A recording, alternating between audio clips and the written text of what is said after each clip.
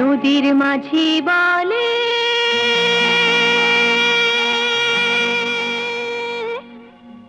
এসো নবী, মাঠের কবি বলে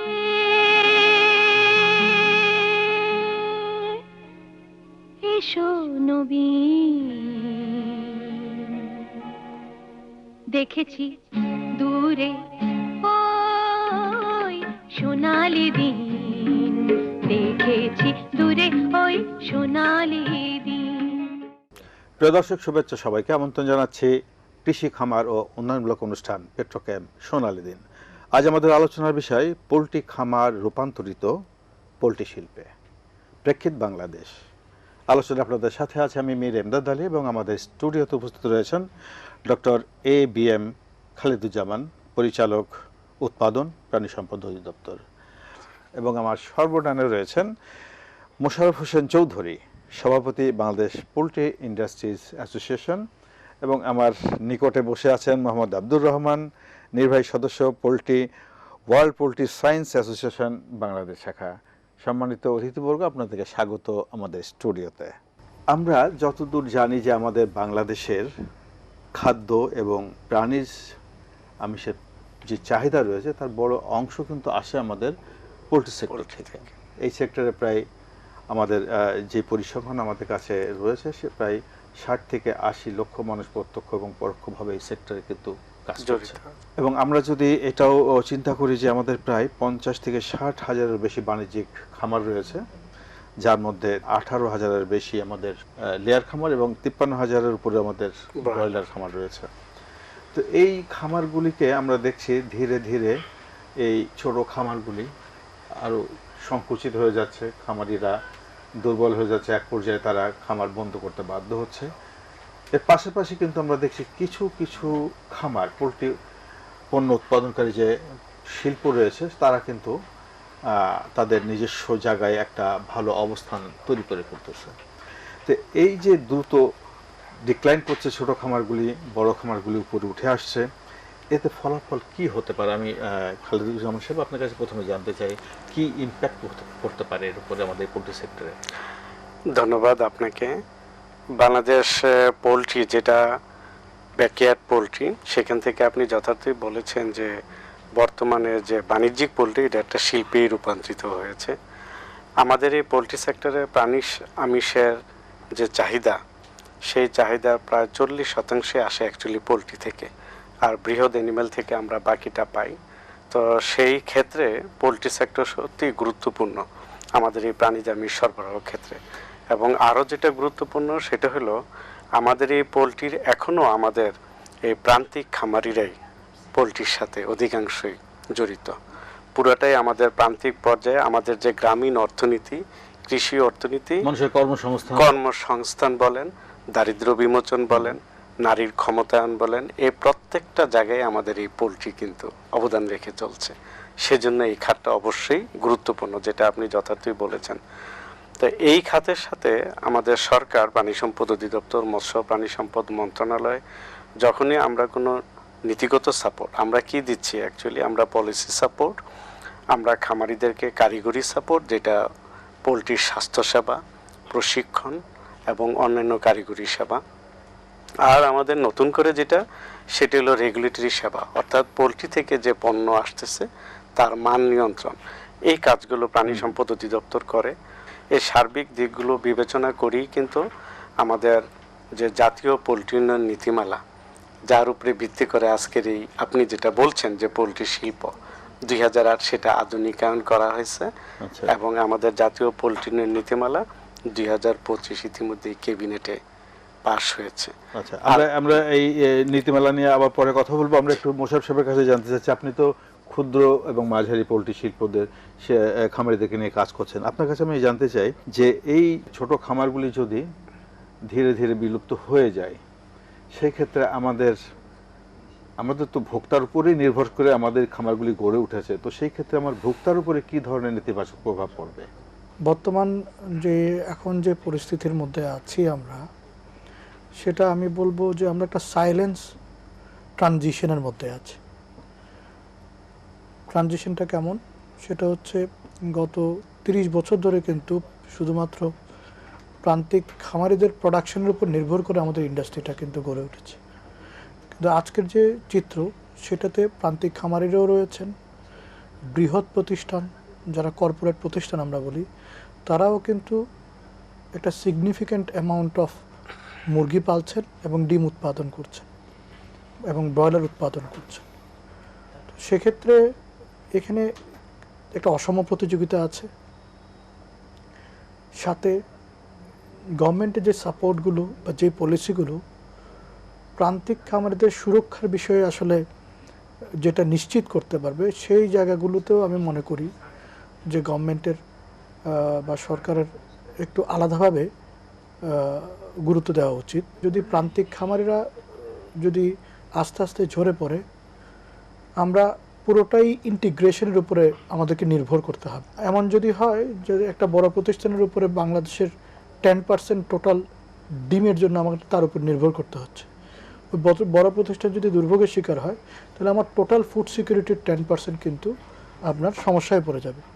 তো এই বিষয়টা আসলে আমরা যদি বড় বৃহদাকার প্রতিষ্ঠান সাথে যে প্রান্তিক খামারি, যে এই টোটাল ভ্যালু চেইনটাকে যদি আমরা একটা স্টেবল পর্যায়ে রাখতে পারি, তাহলে প্রাণীজ পুষ্টি নিরাপত্তার যে বিষয়টা, সেটা আমাদের দেশে কোনো চ্যালেঞ্জের মুখে পড়বে না। আচ্ছা, এখন আপনার কাছে যদি এভাবে জিজ্ঞাসা করি যে বড় প্রতিষ্ঠানের পাশাপাশি ছোট খামারগুলিকে যদি আমরা সুরক্ষা দিতে চাই, সেই ক্ষেত্রে আমাদের ভাই বললেন যে সরকারের 2025 পোল্ট্রি নীতিমালা যেটা পাস হয়েছে, সেইখানে আমাদের যেই নীতিমালার মধ্যে এই বিষয়গুলিকে আছে কিনা, ছোট খামারিগুলিকে সুরক্ষা দেওয়ার, বা যদি না থাকে সেখানে আমরা কি কি সংশোধন আনতে পারি?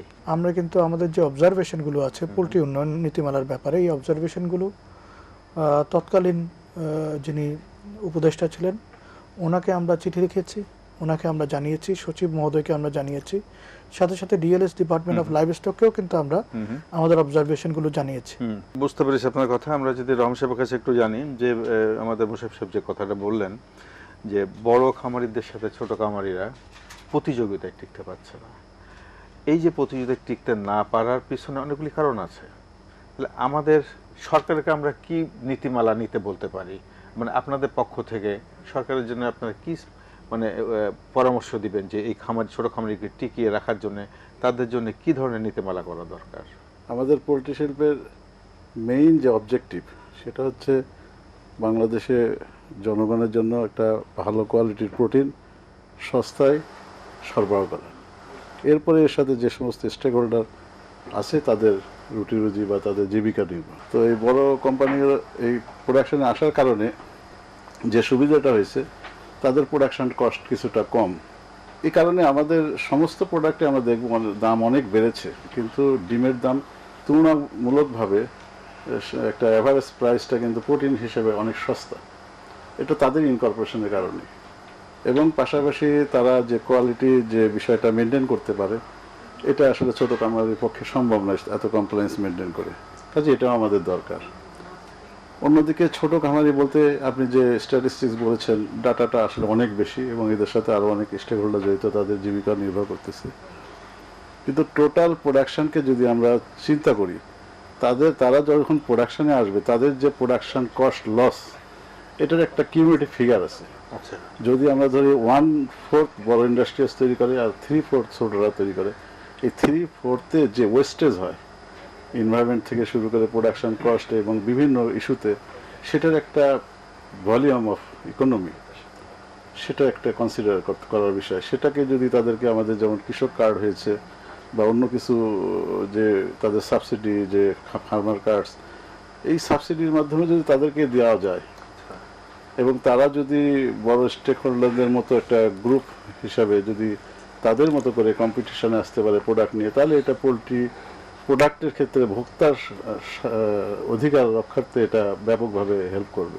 ছোট খামারকে যদি আমরা রাখতে চাই, পরিকল্পনা বড় খামারের মতন করেই করতে হবে, সমবায় ভিত্তিক অথবা কন্ট্রাক্ট ফার্মিং সিস্টেম, যাতে প্রোডাক্ট মার্কেটে যে সেল করতে যাচ্ছে, এই সেল করার সময় তাদেরকে এটার জন্য কি কোনো সুনির্দিষ্ট পরিকল্পনা আপনারা উপস্থাপন করবেন গভর্নমেন্টের কাছে?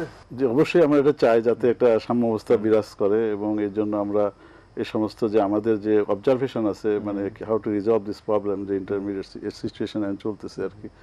তো এটার জন্য আমরা পলিসি যে নীতিমালা লাস্ট পাবলিশ হয়েছে সেটার বিষয়ে আমরা অলরেডি জানিয়েছেন ওনারা। একটা কিছু আমাদের তো পোল্ট্রি ডেভেলপমেন্ট বোর্ড হয়ই নাই, তো একটা জিনিস আসতেছে এটাকে আমরা অনেক স্বাগত জানাই। আসলে তারপর আস্তে আস্তে এটা রিভাইজ করব। পোল্ট্রি ডেভেলপমেন্ট বোর্ড যদি তৈরি হয় সেক্ষেত্রে কি সুবিধা হতে পারে আপনার কাছে একটু জানেন? আমরা বিগত সময়ে আমরা অ্যাসোসিয়েশন সবাইকে নিয়ে যে কাজগুলো করেছি, আমার পোলট্রির কিন্তু দুইটা ভাইটাল ইন্ডিকেটরস, একটা হলো ফিড আর হলো চিক্স, যেটা মূলত পোলট্রির মূল মূল্য নির্ধারণটা করে। তো আমরা দেখলাম যে বাজারে খামারি যে জায়গাগুলিতে চ্যালেঞ্জের মধ্যে পড়ে, বিশেষ করে প্রান্তিক খামারি, সেটা হলো বাচ্চার দামটা বছরের বিভিন্ন সময়ে ওঠানামা করে।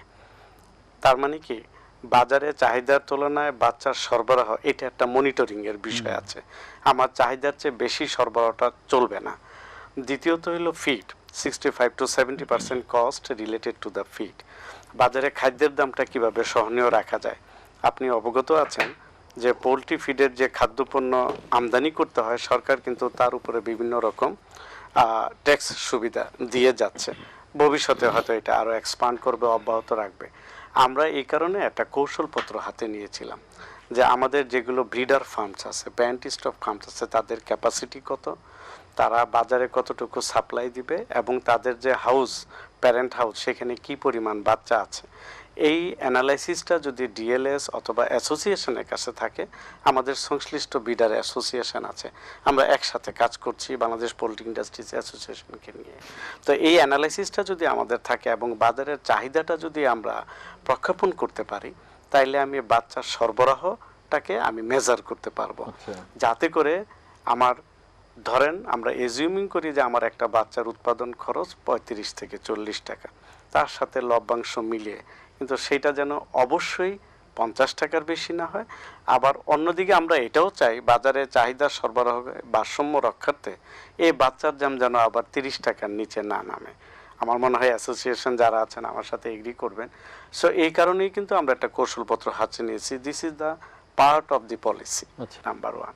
নাম্বার 2 হলো খাদ্য আমদানির উপরে যত প্রকার সুবিধা আছে, ট্যাক্স ওয়েভার আছে, এগুলো দিচ্ছি। বিশেষ করে মেইন ইনগ্রেডিয়েন্টস ভুট্টা, সয়াবিন মিল, তার উপরে বলতে গেলে সব প্রকার ট্যাক্স সুবিধাই দেওয়া আছে।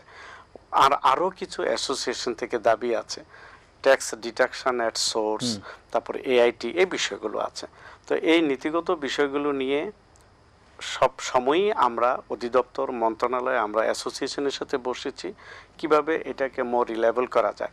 কিন্তু আমার অ্যাসোসিয়েশনের প্রতিনিধি একটা চমৎকার কথা বলছেন, যে সমস্ত সুবিধাই আমরা পলিসি লেভেলে দিচ্ছি না কেন, এটা আমার প্রান্তিক খামারির জায়গায় পৌঁছাচ্ছে কিনা, এর জন্য সেই মনিটরিং গাইডলাইন ইতিমধ্যে বর্তমান সরকার সাধুবাদ জানে। আমরা সবাই অত্যন্ত আনন্দিত যে এই সরকার এসে কিন্তু 180 দিনের একটা কর্মসূচি হাতে নিয়েছে আমাদেরকে, এবং সেই কর্মসূচিতে পরিষ্কার খাদ্যের মান নিয়ন্ত্রণ, খাদ্যের বাজারের চাহিদা এবং খাদ্য মূল্য যাতে প্রান্তিক খামারিদের সহনীয় পর্যায়ে থাকে।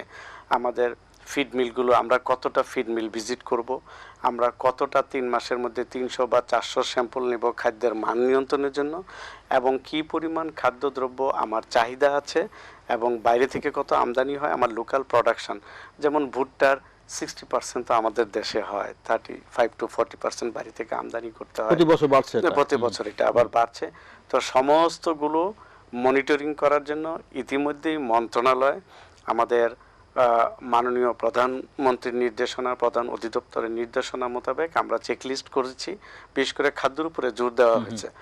আরও বিশেষ করে জোর দেওয়া হয়েছে আমাদের যে নির্বাচনী ইশতেহার, সেখানে কিন্তু এবার আমরা প্রাণী সম্পদ বীমাতেও আমরা এক ধাপে এগিয়ে গেছি। মোশাররফ সাহেব, আপনার কাছে একটু জানি যে আমাদের খালেদুজ্জামান সাহেব যে কথাগুলি বলেন পোল্ট্রি নীতিমালা নিয়ে, যে সমস্ত কার্যক্রম ওনারা শুরু করতে যাচ্ছেন এই সরকারের সদিচ্ছায়, এই বিষয়গুলিকে আপনারা কিভাবে দেখছেন? এখানে কি আপনার কোনো মতামত আছে কিনা? সরকার এবং প্রাণী সম্পদ মন্ত্রণালয় এবং তার যে সহযোগী যে ব্রাঞ্চেসগুলো রয়েছে, department of livestock, department of fisheries, তারা কিন্তু অনেক ব্রড স্পেকট্রামে কাজ করার পরিকল্পনা নেয় এবং অনেক বড় পরিসরে কিন্তু ওনারা প্ল্যানিং করে পলিসি লেভেল থেকে শুরু করে সকল ধরনের সাপোর্ট তারা দিয়ে যাচ্ছে।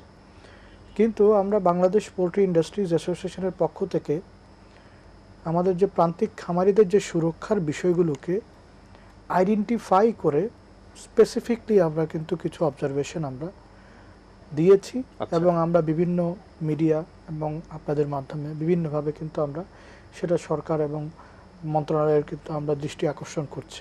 একটা বিষয় জানতে চাচ্ছি যে আমাদের সরকারিভাবে জি বড় খামারিদের জন্য যে সমস্ত প্রণোদনা দেওয়া আছে, আমদানির ক্ষেত্রে যে রিবেট পাচ্ছে তারা, জি এগুলো তো পাচ্ছে, আপনিও পাচ্ছেন। জি পাচ্ছে আমাদের যে খামারি, ছোট খামারি যারা, তারা কি এই সুবিধাটা পাচ্ছে কিনা? না, তাই সেটাই আমি মানে আসলে আইডেন্টিফাই করেছি, জি যেটা হচ্ছে আমরা বিদ্যুতের রিবেট কিন্তু সরকার 20%, এবং আমরা ধন্যবাদ জানাতে চাই যে বর্তমান সরকারকে, ওনারা আসার সাথে সাথেই কিন্তু ওনারা বিদ্যুতের রিবেটের ব্যাপারে ওনারা 20% যে রিবেটটা সেটার ব্যাপারেও কিন্তু ডিফারেন্টভাবে সার্কুলার ওনারা দিয়েছেন মন্ত্রণালয় থেকে। তো এই 20% রিবেটটা অ্যাকচুয়ালি কারা পাচ্ছে সেটা এটাই তো প্রশ্ন।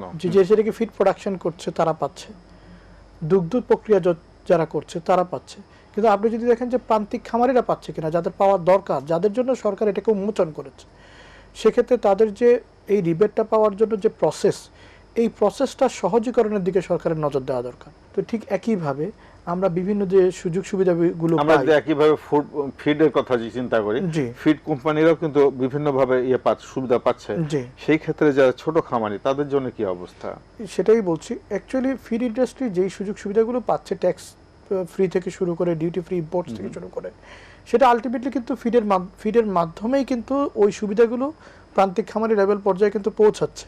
কিন্তু সমস্যা হচ্ছে এটাই যে এইটার যে আসলে একটা রিফরমেশন, আমি যে কথাটা বললাম যে প্রান্তিক খামারিরা কতটুকু পাচ্ছে, কি বিষয়গুলো তাদের কাছে যাচ্ছে, এটা প্রাণী সম্পদ অধিদপ্তর, প্রাণী সম্পদ মন্ত্রণালয় কিন্তু তাদেরও কিন্তু বোধগম্য আছে, কারণ তাদের বাজারের সম্পর্কে তাদের ধারণা আছে, খামারিদের, প্রান্তিক খামারিদের সম্পর্কে তাদের ধারণা আছে। যেমন আমি বলি, একজন প্রান্তিক খামারি উনি যদি একটা ইকুইপমেন্ট ইম্পোর্ট করতে চায়, সরকারিভাবে বড়দের জন্য যে ছাড়গুলো দেওয়া হয়েছে, এই ছাড়টা উনি ওনার খাঁচাটা ইম্পোর্ট করতে পারছে কিনা, এটা আসলে আমরা কয়জন খামারিকে দিতে পেরেছি এই পর্যন্ত, যেটা কিন্তু আজকে অনেক দিন ধরে আছে। তো আমরা যদি ওভাবে করে যদি আসলে আইডেন্টিফাই করি যে কয়জন প্রান্তিক খামারি এই সুযোগ সুবিধাগুলো পাচ্ছে, এই ধরনের কোনো জরিপ, কোনো ডাটা, কোনো তথ্য আমাদের কাছে নেই। আচ্ছা, আমরা যদি এই বিষয়গুলো যাদের জন্য করছি তাদের কাছে যদি আমরা পৌঁছিয়ে দিতে না পারি, আলটিমেটলি বৈষম্যটা বা ডিফারেন্সটা ওখানেই তৈরি হচ্ছে। যে একজন বড় প্রতিষ্ঠান বা কর্পোরেটদের জন্য যে ফিসক্যাল পলিসি থাকার দরকার, একইভাবে প্রান্তিক খামারের জন্য বেটার ফিসক্যাল পলিসি থাকার দরকার।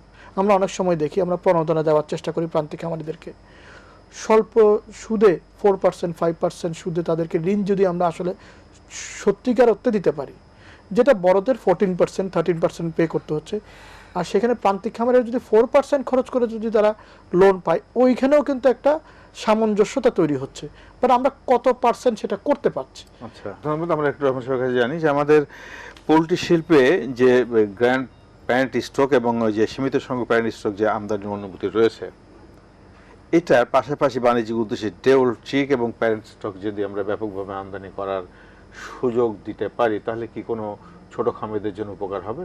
আমার ধারণা এটা সময়ের সাথে এটা একটা রিকোয়ারমেন্ট হয়েছে।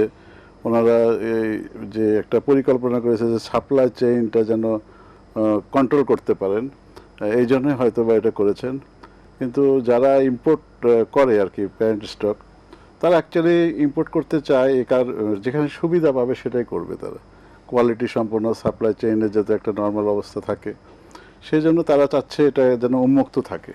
উন্মুক্ত থাকলে তো ব্যবসাটা কুক্ষিগত হবে না। ওকে, খালি যেমন আপনার কাছে জানতে চাই, উন্মুক্ত থাকার কথাই বলছেন ওনারা, আপনাদের কি ধারণা সরকার? হ্যাঁ, তিনটা স্টেপ আছে অ্যাকচুয়ালি। একটা হলো গ্র্যান্ড প্যারেন্ট, একটা হলো প্যারেন্ট স্টকস, আর একটা হলো বাণিজ্যিক ডেউল চিক্স আর কি।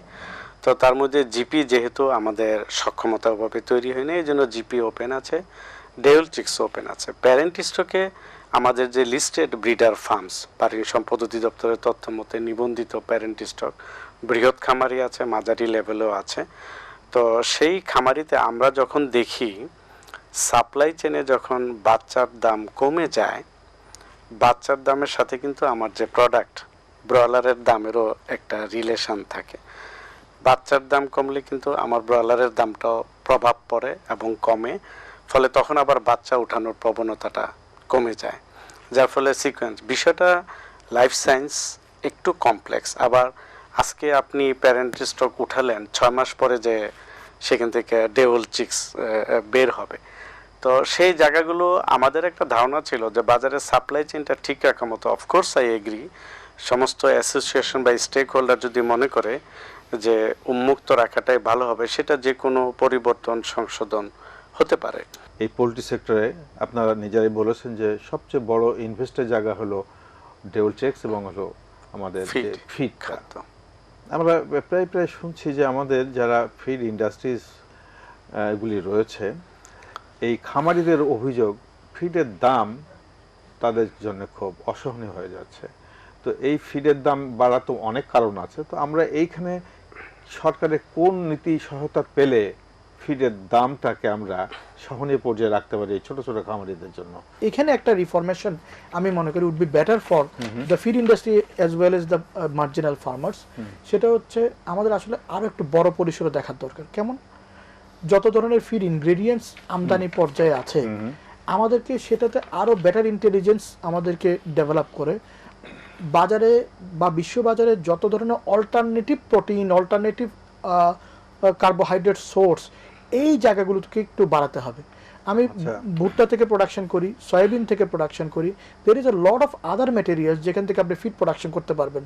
আমার পাশের দেশ ইন্ডিয়া, পাকিস্তান এবং আশেপাশের দেশগুলোতেও যদি আমরা দেখি, আমাদের দেশ থেকে মিনিমাম আমার যতটুকু অবজারভেশন সেটাতে আমি দেখেছি আমাদের দেশে যে মুষ্টিমেয় কয়েকটা ফিড ইনগ্রেডিয়েন্টস থেকে আমরা প্রোডাকশন করছি, তাদের কিন্তু আরও অল্টারনেটিভ ভাস্ট এরিয়া অফ আপনার ইনগ্রেডিয়েন্টস রয়েছে। এগুলো আমদানির ক্ষেত্রে আমাদের যে আসলে ট্যাক্স ফ্রি আমদানি, এগুলোর দিকে যদি আমরা একটু ব্রড আকারে নজর দিই, নতুন নতুন পোলট্রি ফিড ইনগ্রেডিয়েন্ট যদি আমরা ইন্ট্রোডিউস করতে পারি, এই জায়গায় কিছুটা আপনার আমাদের বেটার অবস্থানে যাওয়া সম্ভব। অনেক ধন্যবাদ আপনাদেরকে, অনেক সুন্দর আলোচনা আমরা করলাম। প্রিয় দর্শক, আপনারা দেখছিলেন কৃষি খামার ও উন্নয়নমূলক অনুষ্ঠান পেট্রোক্যাম সোনালী দিন। আজকে আমরা আলোচনার থেকে যে বিষয়টা খুব স্পষ্ট হলো সেটা হচ্ছে যে আমাদের পোলট্রির যে জাতীয় যে নীতিমালা প্রণয়ন করা হয়েছে 2025, এটা যদি কখনো সংযোজন বিয়োজন করতে হয়, আমাদের এই পোলট্রি সেক্টরের যে সমস্ত স্টেক হোল্ডাররা রয়েছেন, বিশেষ করে পোলট্রি ইন্ডাস্ট্রিজ, ক্ষুদ্র এবং মাঝারি পোলট্রি শিল্প,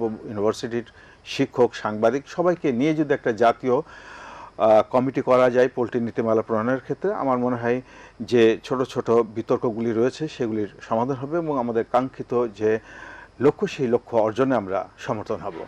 আপনারা দেখছিলেন কৃষি খামার ও উন্নয়নমূলক অনুষ্ঠান পেট্রোক্যাম সোনালী দিন। আজ এ পর্যন্ত। আগামী অনুষ্ঠানে আবার দেখা হবে। সে পর্যন্ত ভালো থাকুন, সুস্থ থাকুন। আল্লাহ হাফেজ।